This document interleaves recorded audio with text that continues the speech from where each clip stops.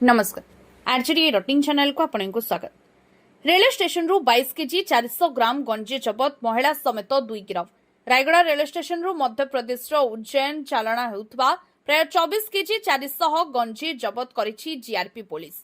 एही गंजी चोराचालाण मामला रे जणे महिला समेत 2 जन को गिरफ करी कोर्ट चाणा करछि। गिरफ होइतबा महिला हेले श्रीदेवी गौतम और मोहनलाल, उभय उत्तर प्रदेश बासिंदा। जीआरपी पुलिस मुतयन रेलवे स्टेशन 5 नंबर प्लाटफॉर्म रु समता सुपरफास्ट एक्सप्रेस ट्रेन रे उज्जैन जीवाई अपेक्षा करथिबा बेले जीआरपी पुलिस संदेह रे पचराउचरा करथिला। पचराउचरा बेले असंतोषजनक उत्तर मिलिबारु उभयंकर बैग जांच करथिला जीआरपी पुलिस टीम। जांच बेले सतरु 22 केजी 400 ग्राम गंजी जबत करथिले। उभयंकर नारे मामला रुजु करी गिरफ सहित कोर्ट चाणा करथिबा जीआरपी पुलिस सूचना दैछि। ए जांच बेले जीआरपी डीएसपी प्रभात कुमार त्रिपाठी नेतृत्व में आईएससी विनायक कुमार मेंज, एसआई संतोष कुमार परिडा, एएसआई मणिक चंद्र कोड़, हाबिलदार पीके नायक समेत अन्य उपस्थित रही। यार आनुमानिक मूल्य 2 लाख ऊर्ध्व।